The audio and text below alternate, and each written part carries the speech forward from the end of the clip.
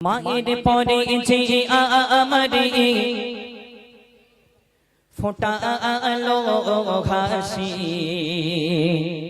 ফোটালো হাসি।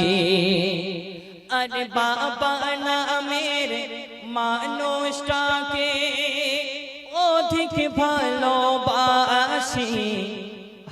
আব্বা জানদের আমরা অনেক ভালোবাসি, আব্বা জান আমাদের ভালোবাসি। কবি বলছে মায়ের পরে যে আমারে ফোটালো হাসি, ফোটালো হাসি। মায়ের পরে যে আমারে ফোটালো হাসি, ফোটালো হাসি। বাবা নামের মানুষটাকে, বাবা নামের মানুষটাকে অধিক ভালোবাসি। মায়ের পরে যে আমারে ফোটালো হাসি, ফোটালো হাসি।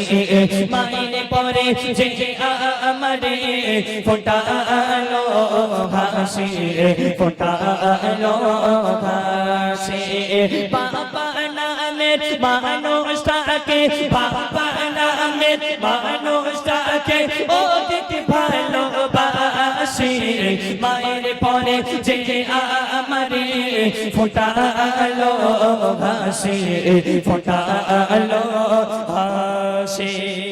দুপুরে রোদে পড়ে ফেলেছে মাতার ঘাম, কারণ বাবা নিজের চেয়ে ছিল সন্তানের দাম। আব্বা জান রোজার মাসে রোজা করেছে, 30টা রোজা করেছে। 30টা রোজা করার পরেও আব্বা জান একটা রোজা কাজা করলো না, আর প্রতিদিন একটা দিনের জন্য কাজ কামাই করলো না। কেন কামাই করলো না? আব্বা জানের মনে একটা ভাবনা আছে, আজকেরও যদি আমি একদিন কাজ কামাই করি, আমার বাড়িতে আমার সন্তান আছে, আমার স্ত্রী আছে, আমার দুটো বাচ্চা আছে, আমি যদি একদিন কাজ কামাই করি আমার সংসার চালাতে অসুবিধা হয়ে যাবে। আব্বাজান একবারও নিজের কষ্টের কথা ভাবলো না, 30টা রোজা রাখলো, তারপরে প্রতিদিন কাজ চালিয়ে গেল। কিন্তু এমন দেখা যায় আব্বাজান সারাদিন রোজা রেখে কষ্ট করে বাড়িতে এসেছে, মানে কাজ করে বাড়ি এসেছে। অনেক আম্মা জানেরা কি জানেন, স্বামীর উপরে বড় বড় ছোট বড় কথা বলে। মা আপনাদের হাতে না ধরে পায়ে ধরে বলে যায়, স্বামীকে ব্যথা দেবেন না, স্বামীদেরকে ব্যথা দেবেন না। আপনার স্বামীর পায়ের তলে তো আপনার আল্লাহ পাক বেহেশত দিয়েছে, স্বামীকে যত পরিমাণ খেদমত করা যায় ততটা খেদমত করবেন ইনশাল্লাহ। আর এখানকার মা বোনেরা খেদমত করে মনে হয়, নাকি করে না? ও পয়সা দেবে না? না না, এখানকার মা বোনেরা খুব ভালো, আমি জানি। সব এখানকার মা বোনেরা সব ফতেমাকে অনুসরণ করে, বিশ্বনবীর বেটি ফতেমাকে অনুসরণ করে। এরা যদি শোনে স্বামী কাজের থেকে বাড়ি আসছে, এরা এক গ্লাস পানি নিয়ে সেই রাজবাড়ি মার্কেটে দাঁড়িয়ে থাকে, কখন আসবে গালে তুলে খাওয়াবে। আলহামদুলিল্লাহ, মাশাআল্লাহ, এখানকার মা বোনেদের মা কোথাও পাবো না, এরা হেভি ভালো। তাড়াতাড়ি 100 টাকা দাও, তাড়াতাড়ি, আমি এইটা বলতে চাচ্ছি, তাড়াতাড়ি দেন। আমার আব্বাজানদের আল্লাহ পাক কতটা নিয়ামত করেছে, অতি মূল্যবান কথাই কবি বলছে। দিন দুপুরে রোদে পড়ে ফেলেছে মাতার ঘাম, কারণ বাবা নিজের চেয়ে ছিল সন্তানের দাম। দিন দুপুরে রোদে পড়ে ফেলেছে মাতার ঘাম, কারণ বাবা নিজের চেয়ে ছিল সন্তানের দাম। ফোটাতে ঘাসি বাবা যে চাষি, ফোটাতে ঘাসি বাবা যে চাষি, যে সুপুটা দেয় ফাঁসি। মায়ের পরে যে আমারে ফোটালো হাসি, ফোটালো হাসি। মায়ের পরে যে আমারে ফোটালো হাসি, ফোটালো হাসি। বাবা নামে মানুষটাকে, বাবা নামে মানুষটাকে অধিক ভালোবাসি। মায়ের পরে যে আমারে ফোটালো হাসি, ফোটালো হাসি। মায়ের পরে যে আমারে ফোটালো হাসি, ফোটালো হাসি।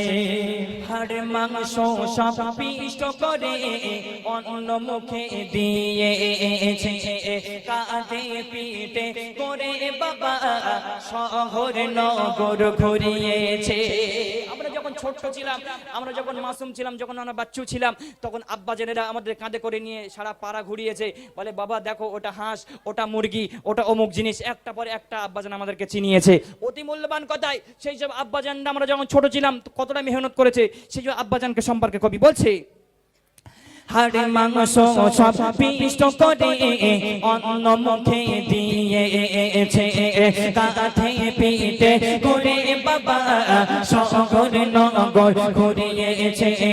হাড় মাংস সব পিষ্ট করে অন্য মুখে দিয়েছে, কাঁধে পিঠে করে বাবা শহর নগর ঘুরিয়েছে।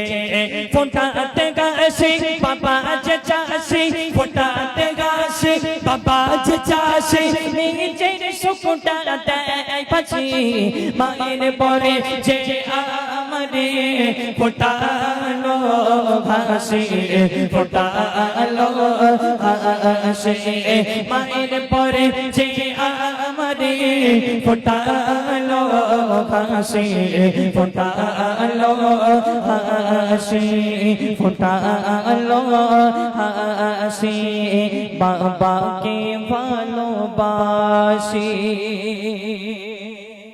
আলহামদুলিল্লাহ, সেই আব্বাজানকে নিয়ে গজল পরিবেশন করলাম। শিল্পীরা আর বক্তারা শুধু আসে মায়েদের গুণগান করে যায় আর আব্বাজানদের কোনো তারিফ করে না। আলহামদুলিল্লাহ, আব্বাজানরা যা কষ্ট করে, আমার তো মনে হয় মায়েরা তার শিখেও কষ্ট করে না। খোদার কসম, আপনারা বাড়িতে অবশ্যই সন্তানদের মানুষ করেন, সেটাও বড় কষ্ট। বাড়িতে রান্না করেন, বাড়ির সব কাজ করেন, কিন্তু এই সংসারের চাপ, এতটা চাপ নিয়ে বাইরে গিয়ে যখন কাজ করে লোকের কাছে, যেমন কারুর বাড়িতে যদি কাজ করে, কারুর শ্রমিক হিসেবে কাজ করে, সেসব মালিক অনেক ছোট বড় কথা বলে, বুকে আঘাত লাগে, অনেক মাথায় তাদের চাপ থাকে। ওই জন্য মা আপনাদেরকে বলবো, স্বামীর উপরে বড় বড় কথা বলবেন না, স্বামীকে যতটা পরিমাণ